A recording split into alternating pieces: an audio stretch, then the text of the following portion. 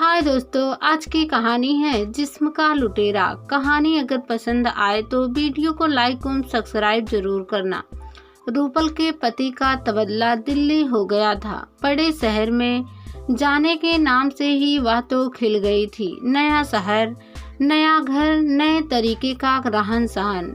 बड़ी अच्छी जगह के अपार्टमेंट में फ्लैट दिया था कंपनी ने। नीचे बहुत बड़ा एवं सुंदर पार्क था जिसमें शाम के समय ज्यादातर महिलाएं अपने बच्चों को लेकर आ जाती।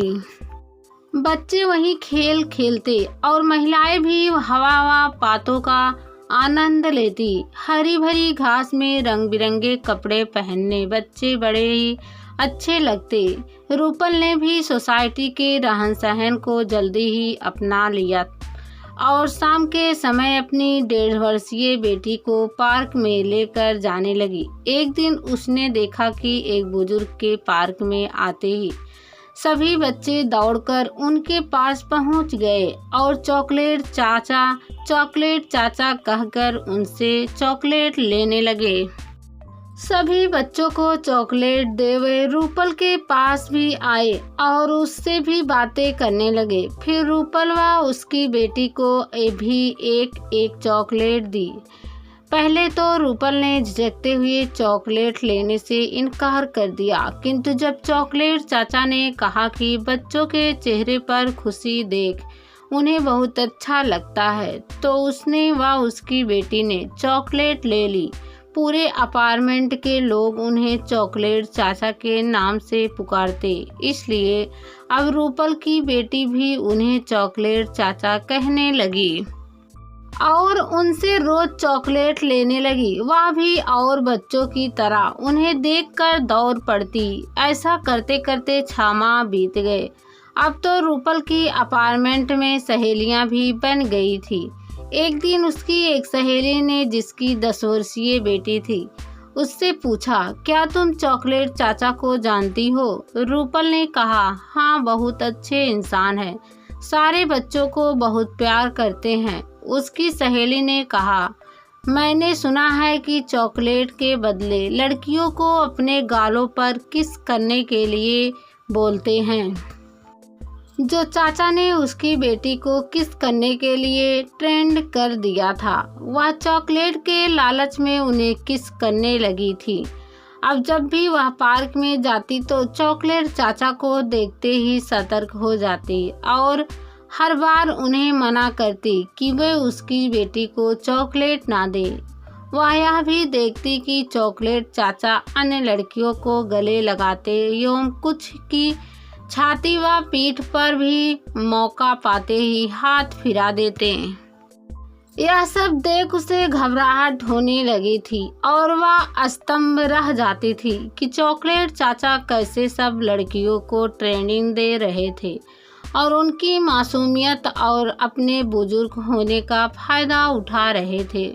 उसने अपने पति को भी यह बात बताई, तो जब कभी वह अपने पति व बेटी के साथ पार्क जाती और चॉकलेट चाचा को देखती तो उसके पति यह कह देते कि उनकी बेटी को डॉक्टर ने चॉकलेट खाने के लिए मना किया है,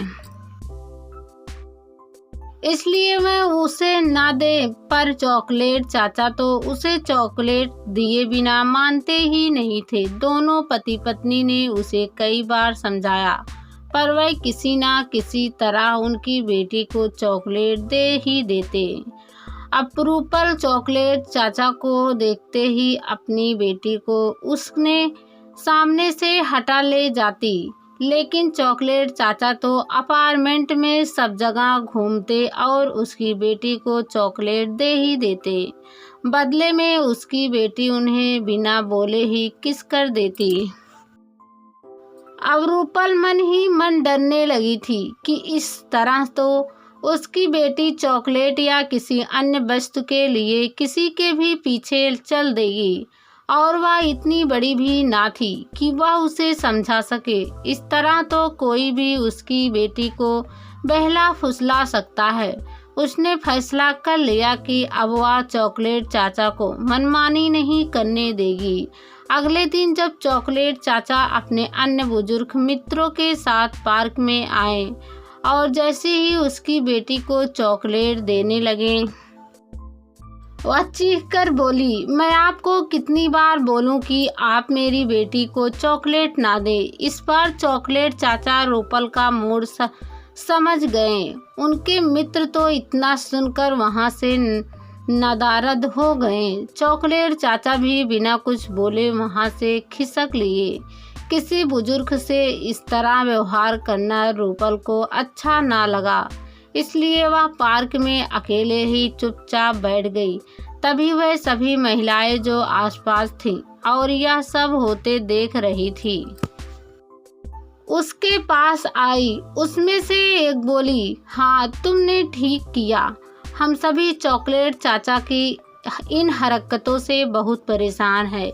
ये तो लिफ्ट में आती जाती महिलाओं को भी किसी न किसी बहाने स्पर्श करना चाहते हैं, मगर इनकी उम्र का लिहाजा करते हुए महिलाएं कुछ बोल नहीं पाती।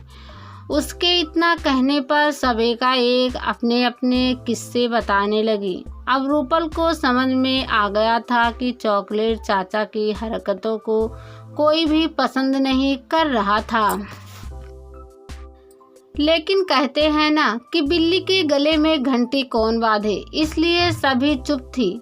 उस दिन वह गहरी सोच में पड़ गई कि क्या यही हमारा सभ्य समाज है, जहां लोग अपनी उम्र की आड़ में या फिर लोगों द्वारा किए गए लिहाजा का फायदा उठाते हुए मनमानी या यूँ कहिए कि बदतमीजी करते हैं, और तो और मासूम बच्चों को भी नहीं छोड़ते। अब उसे अपने किए पर कोई पछतावा ना था और अपने उठाए कदम की वजह से वह अपार्टमेंट की सभी महिलाओं की अच्छी सहेली बन गई थी। उसके द्वारा की गई पहल पर सब उसे बधाइयाँ दे रहे थे।